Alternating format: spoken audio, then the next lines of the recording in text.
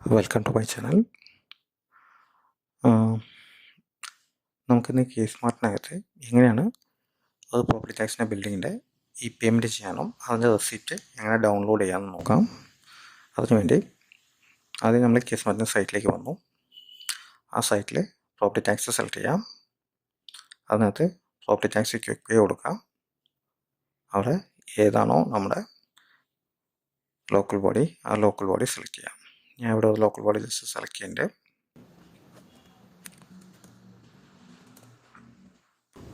Ward select ചെയ്യുന്നുണ്ട്. Building number select ചെയ്യുന്നുണ്ട്. Search ചെയ്യാം. നമുക്ക് ആ ബിൽഡിങ്ങിൻ്റെ ഡീറ്റെയിൽസ് കാണിക്കും. അത് നിങ്ങളുടെ ബിൽഡിംഗ് ആണോ എന്ന് കൺഫേം ചെയ്യാം.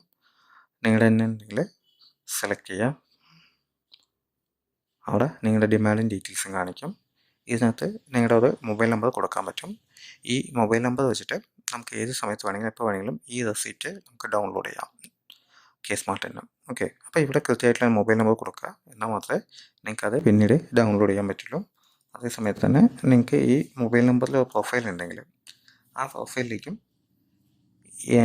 ഈ ബിൽഡിങ് ഏതെങ്കിലും പ്രൊഫൈലിൽ ലിങ്ക് ചെയ്തിട്ടുണ്ടെങ്കിൽ ആ പ്രൊഫൈലിലും നമ്മൾ ടാക്സ് റെസിപ്റ്റ് ഡൗൺലോഡ് ചെയ്യാൻ സാധിക്കും. ഓക്കെ, അപ്പം ഞാൻ അത് പേ നോ കൊടുക്കണ്ടോ, അത് മൊബൈൽ നമ്പർ കൊടുത്തോ പേ നമ്പർ കൊടുത്തോ നമ്മൾ പേയ്മെൻറ്റ് ചെയ്യാനാണ്.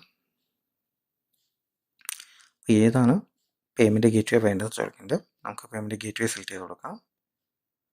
പേ നോ കൊടുക്കാം.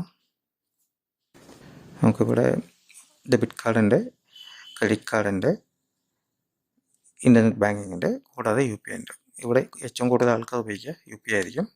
യു പി ഐ ആകുമ്പോൾ നമുക്ക് ക്യു ആർ വേണമെങ്കിൽ ക്യു ആർ ഉപയോഗിക്കാം. അല്ല യു പി ഐ ഡി മതി ഉണ്ടെങ്കിൽ നമുക്ക് യു പി ഐ ഡി ഉപയോഗിക്കാം. ഞാൻ ഇപ്പോൾ ക്യു ആർ ആണ് സെലക്ട് ചെയ്തത്. ഇതിന് 5 മിനിറ്റ് സമയമുണ്ട്. അതിനുള്ളിൽ നമുക്ക് എന്ത് ചെയ്താൽ മതി, പേയ്മെൻറ്റ് ചെയ്താൽ മതി. ഞാൻ പേയ്മെൻറ്റ് ചെയ്തിട്ട് വരാം. പേയ്മെൻറ്റ് കംപ്ലീറ്റ് ചെയ്തു. ആകെ ഇത്രയേ ഉള്ളൂ. നമ്മുടെ റെസിപ്റ്റ് ഇവിടെ ഡൗൺലോഡായി. നമുക്കിപ്പം ഈ റെസിപ്റ്റ് നിങ്ങൾക്ക് ഏത് സമയത്ത് വേണമെങ്കിലും എന്ത് ചെയ്യാം, നമുക്ക് ഡൗൺലോഡ് ചെയ്ത് വയ്ക്കാൻ പറ്റും. ഓക്കെ, നമുക്കിപ്പോൾ അത് വേറെ ദിവസമാണ്. നമുക്ക് ഈ റെസിപ്റ്റ് ഡൗൺലോഡ് ചെയ്യണമെന്നുണ്ടെങ്കിൽ നമുക്ക് എങ്ങനെ നമ്മുടെ റെസിപ്റ്റ് ലോഗിൻ ചെയ്യാതെ ഡൗൺലോഡ് ചെയ്യാൻ പറ്റും നമുക്ക് നോക്കാം. ഓക്കെ, നമ്മളാദ്യം സെയിം പ്രോപ്പർട്ടി ടാക്സിന് ഒന്നുകൂടെ എടുക്കാം. നമ്മുടെ ഹോം പേജിലേക്ക് വന്നു. നമ്മൾ പ്രോപ്പർട്ടി ടാക്സ് എടുത്തു. ക്വിക്ക് സർവീസിനകത്ത് പ്രോപ്പർട്ടി ടാക്സ് എടുത്തു. അവിടെ ഡൗൺലോഡ് റെസിപ്റ്റ് എന്ന ഓപ്ഷൻ ഉണ്ട്. ഡൗൺലോഡ് റെസിപ്റ്റ് ക്ലിക്ക് ചെയ്യുക. ക്ലിക്ക് ചെയ്ത് കഴിഞ്ഞാൽ നിങ്ങളുടെ അവിടെ കൊടുത്ത മൊബൈൽ നമ്പർ ചോദിക്കും. ആ മൊബൈൽ നമ്പർ സെലക്ട് ചെയ്ത് കൊടുക്കുക. ഗെറ്റ് ഒ ടി പി കൊടുക്കുക. നമ്മുടെ മൊബൈലിലേക്ക് അത് ഒ ടി പി വരും. ആ ഒ ടി പി വെച്ചിട്ട് second wait, O T P കൊടുത്ത് സബ്മിറ്റ് ചെയ്തു.